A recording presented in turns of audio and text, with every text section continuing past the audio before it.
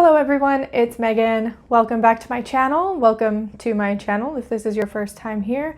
Thank you for joining me around the cauldron. Today I'm going to be talking about back to school witchcraft. It is the beginning of August and my daughter will be going back to school soon. If you didn't listen to the podcast episode that recently came out at the end of July, you wouldn't know that homeschooling just didn't work for us. Both her and I, neither one of us are made for homeschooling, and you know what? That's just it. Maybe we didn't have the right routine, maybe we didn't have the right kind of schedule or curriculum or whatever it was, but she thrives in a school setting, and that's just what works for us. So she's going to be going back to school. It's kind of scary, especially with the panini and everything that's going on right now. So we'll see what actually happens.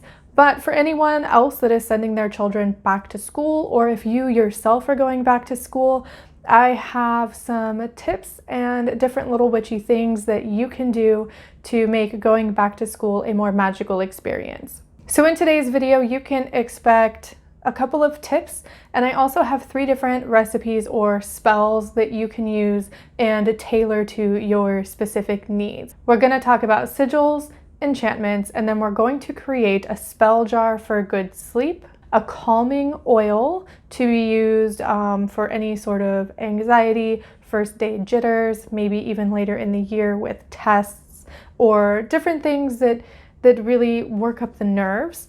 And then we're going to also be creating what I like to call, what do I like to call it? I wrote it down, I don't remember. Yes, my welcome home reset spray. All 3 of these spells were created out of my own necessity for myself and my child. I'm probably going to be using the calm down oil too because they're strange times right now. But yeah, I have tried different methods of recording this video so far, and it's always seemed a little scattered. Maybe it's just me and I'm just really scattered today, but hopefully the flow of this video makes sense. So first, let's talk about sigils.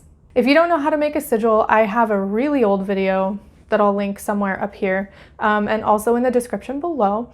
A sigil is basically a magical symbol that you create usually out of a phrase. Usually it is a positive phrase in the present tense that you turn that phrase into a symbol and either carry it with you, burn it, or activate it in some other way. With going back to school, the uses for sigils are endless. What I'm going to be creating is sigils to carry around in my daughter's backpack because she's a child and things tend to go missing. So I'm going to be creating a sigil that is more of a don't lose your things type of sigil, but also one that will help deter sticky fingers from taking things that don't belong to them. And if things do wind up missing or gone, they will eventually find their way back into my daughter's backpack. Now you can use sigils in many different ways, and I just have a couple of different ideas here, but really the possibilities are endless when it comes to sigils and what you can do with them.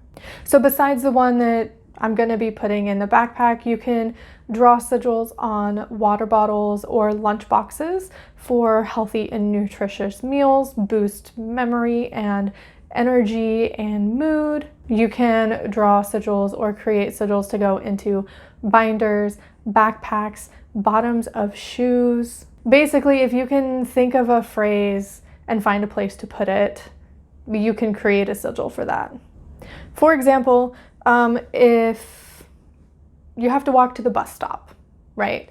And say in the morning it's either cold or you want to make sure that the weather is okay enough for you to walk to the bus stop and home from the bus stop without getting drenched in rain or being too cold for the snow, you can create a sigil and put that in the sole of your shoe or carry it with you as you walk to and from the bus stop to help deter bad weather and keep you dry, at least until you get on the bus. Maybe you have a problem focusing or your child has a problem focusing.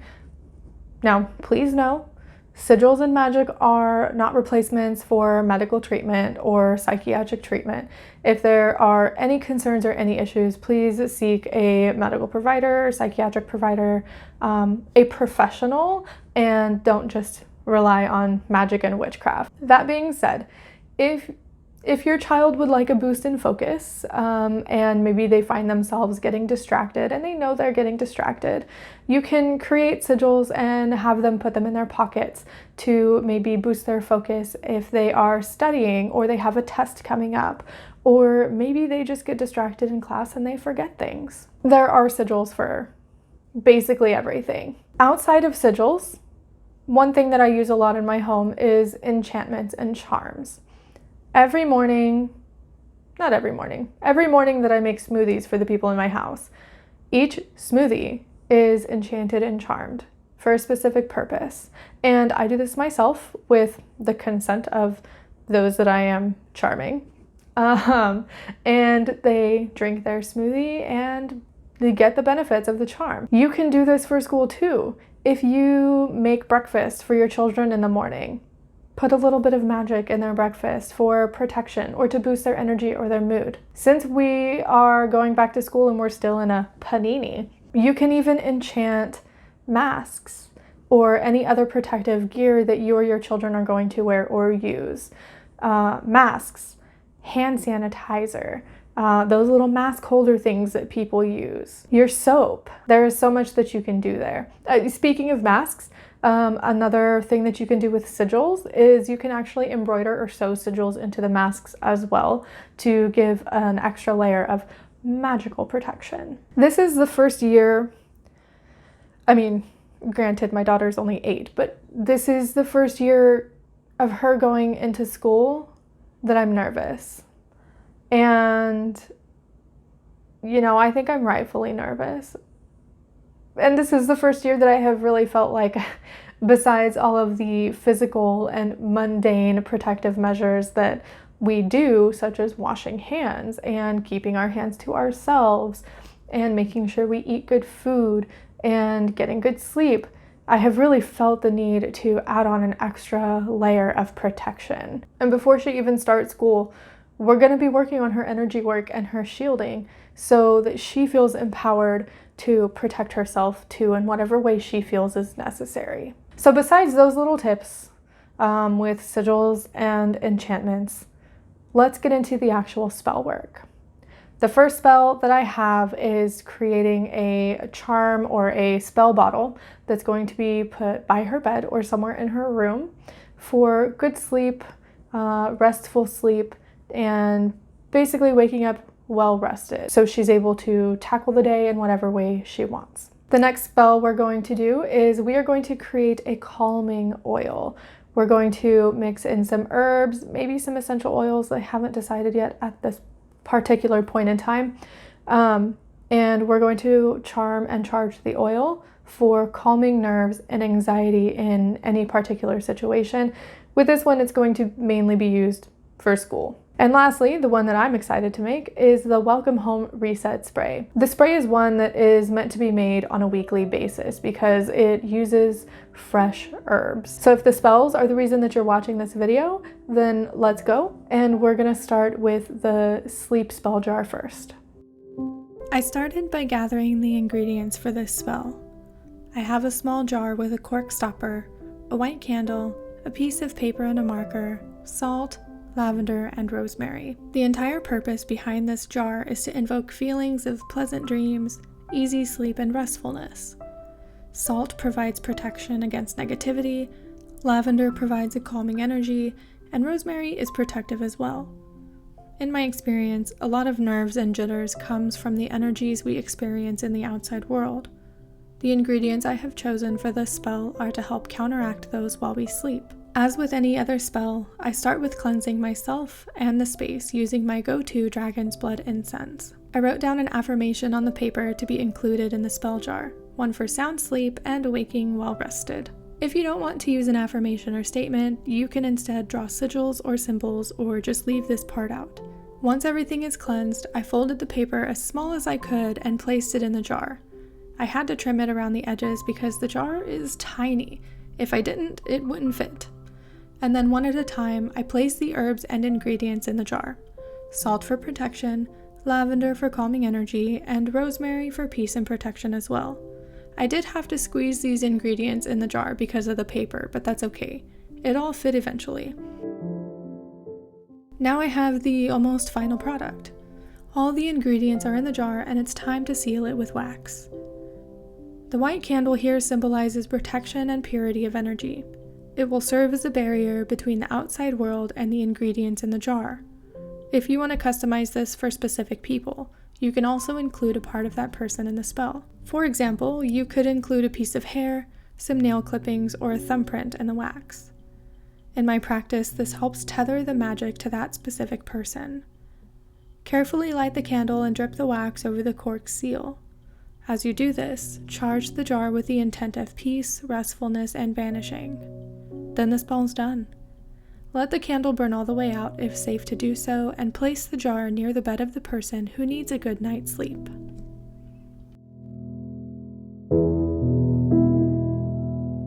For the next little spell concoction, we're going to be creating a calming oil. This oil uses dry herbs of lavender and calendula and a base of olive oil. You can even add a bit of vitamin E oil too as an antioxidant. As with all things meant to go on the skin, please use caution if you've never used a specific ingredient. Always do a small patch test for allergies and reactions before using it regularly. For this oil, you'll need a dropper bottle or something similar, a base oil, and herbs that correspond with calming nerves and anxiety. It will also help to have a funnel. Spell oils are very easy to make.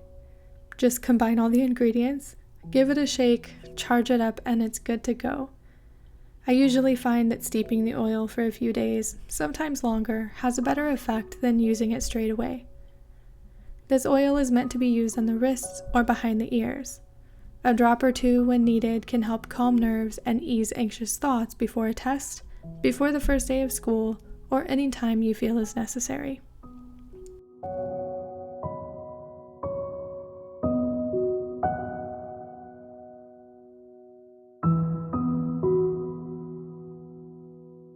Lastly, let's make the home from school reset spray. I designed this spray as a soft reset if you think about it in those terms. It's a cleansing spray that you use when you get home from school to leave any gunk outside and refresh moods and attitudes. First, I need to pick the herbs. All the herbs used in this spray are ones that I've grown myself. Since this spray uses fresh herbs, I really recommend refreshing the spray once a week or sooner, depending on the spray. Watch for bacteria and growth, and wash the herbs and bottle before you use them. For this spray, I've picked some garden sage, not to be confused with white sage, lavender leaves, and rosemary. Again, these are all herbs that I associate with cleansing, banishing negativity, and bringing in peace and tranquility. As I talked about in my last video, for me, it helps when you've grown the herbs yourself and have an established relationship with the plant in question. The added boost of the energy you put into growing those plants transfers over to your witchcraft and the spells you cast with them.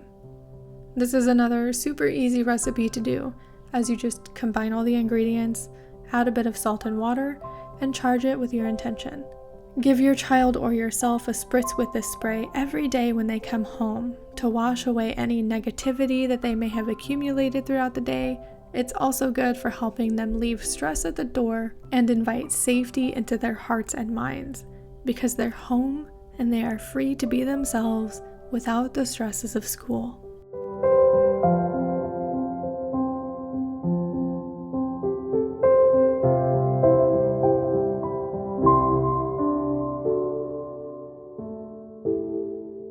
So I hope you enjoyed the tips and the 3 little spells and creations that I've put together in this video. I hope the flow of the video made sense and that it was easy to follow. Other than that, yeah. Please feel free to use these tips, take the spells and use them for yourself, tailor them to you and the needs of your family and your children. Yeah, tailor them, change them, use them however you see fit, and have a kick-ass start to the school year, whatever the school year is going to look like for you, and I will see you next time. Bye.